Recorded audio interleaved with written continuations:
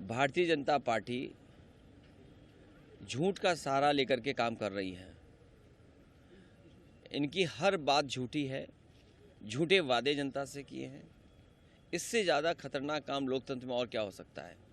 जिन्होंने कहा किसान की आय दोगुनी होगी, हज़ारों किसान आत्महत्या कर लिया एमएसपी के लिए।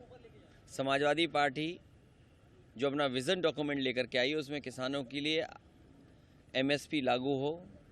स्वामीनाथन कमीशन ने जो सुझाव दिए थे उसके तहत किसानों को एमएसपी मिलना चाहिए। वहीं ये सरकार को स्वीकार करना चाहिए कि 10 साल में सबसे ज़्यादा बेरोजगारी बढ़ी है और बेरोजगारी का पैमाना ये है कि आज 90% नौजवान बिना नौकरी बिना रोजगार के हैं। तो आखिरकार इसका जवाब क्या है इनके पास।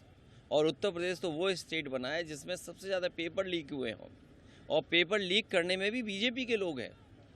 जहाँ जहाँ बीजेपी की सरकार थी वहीं योजनाएं बनी, वहीं पर बच्चों को पेपर दिया गया। तो आज किस मुंह आकर के कह रहे हैं कि उन्होंने 10 साल में नौजवानों को नौकरी रोजगार दिए हैं।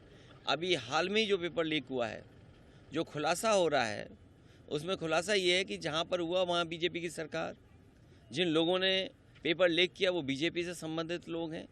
ये सरकार की नियति नहीं रही है नौकरी देने की, क्योंकि नौकरी देंगे तो आरक्षण मिलेगा और आरक्षण ये देना नहीं चाहते, इसलिए जानबूझ करके नौजवानों का भविष्य अंधकार में डाल रहे हैं। समाजवादी पार्टी का मानना है कि अगर देश की रक्षा तभी संभव है जब पक्की नौकरी मिले।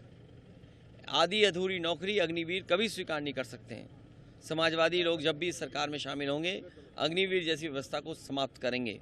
और ये अग्निवीर आज फौज में लागू हुई है, कल हो सकता है कि उत्तर प्रदेश की पुलिस में लागू हो जाए।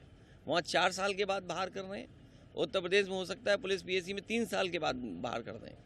तो ये वो सरकार है जो नौकरी नहीं देती है, और अगर नौकरी मिल गई तो नौकरी आपकी छीनते हैं। सर, भाजपा 80 की 80 सीटें जीतने का दावा कर रही है। दावा तो वो ये कह रहे हैं कि आय दोगुनी हो गई किसानों की।